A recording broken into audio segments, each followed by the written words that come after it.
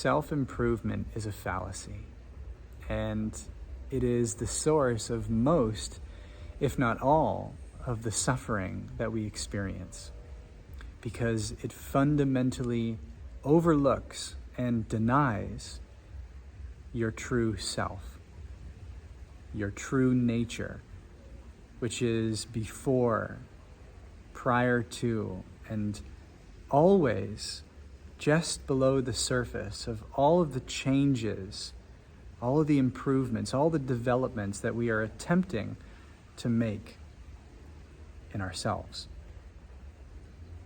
You see, the world is programming us through the media, through our culture, through the opinions of others, to believe that we are not inherently worthy, that we are not enough as we were born as, that who we are as a unique individual must somehow be improved to meet the standard of what?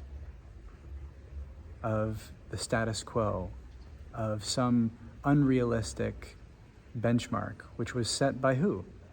Somebody who knows no better than you. So it is only through our lack of self-acceptance, through a lack of self-love, that we buy into this notion that we need to improve who we are in order to belong, in order to be worthy, in order to be enough, in order to feel good about who we are. And this is the flaw. This is the insidiousness of this programming, because it is leading us nowhere. It is attempting to convince us that this constantly moving point on the horizon, which is completely arbitrary, is somehow a worthy pursuit that is the only true way to the fulfillment, to the peace that you seek, to the freedom that you desire. But it is all a lie. And I'm not suggesting that we can't improve our abilities. It's kind of funny that I'm filming this in front of a gym, because of course we can build our bodies. We can improve what we can do. But that is not ever going to increase our worth.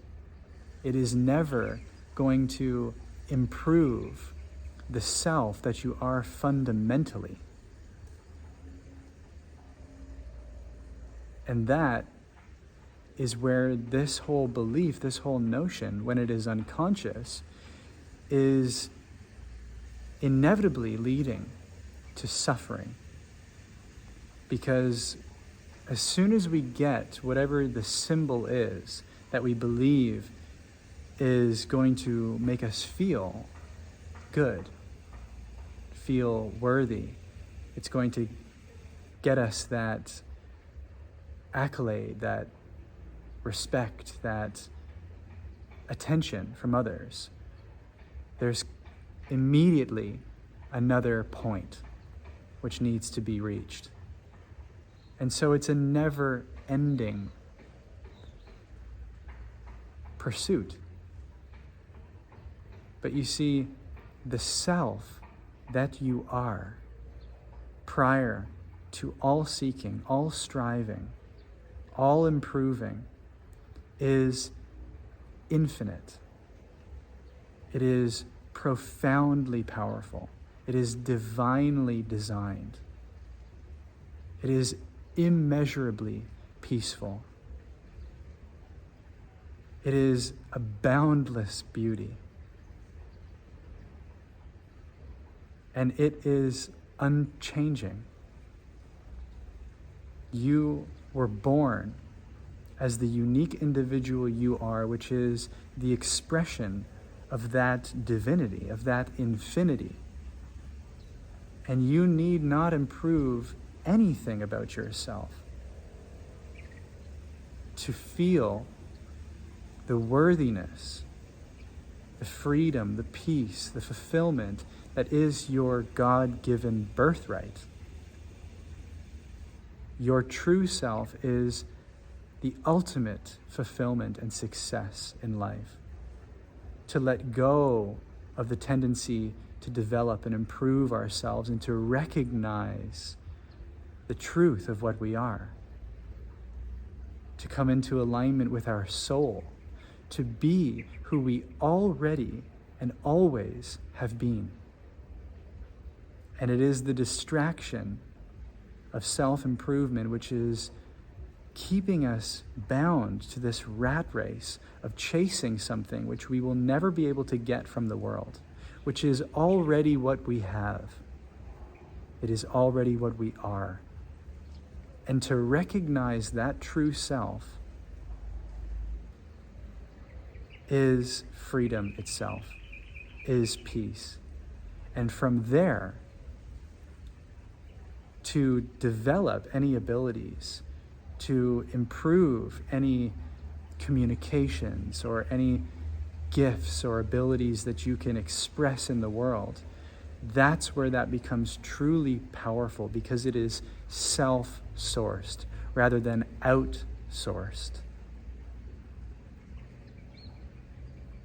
Seek not to become something. Seek to discover the truth of what you are and recognize the infinite love that you already are. And from that source shines forth an unspeakable, profound expression of the God that you are, the life that is your spirit.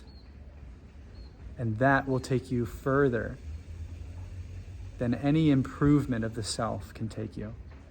It will fill you up with a truth, with a power, with an inspiration that nothing that the outside world can provide you with.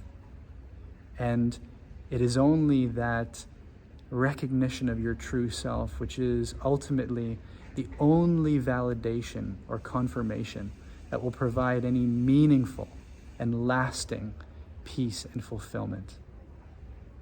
You need only remember who you are, and then you have become all that you are meant to be.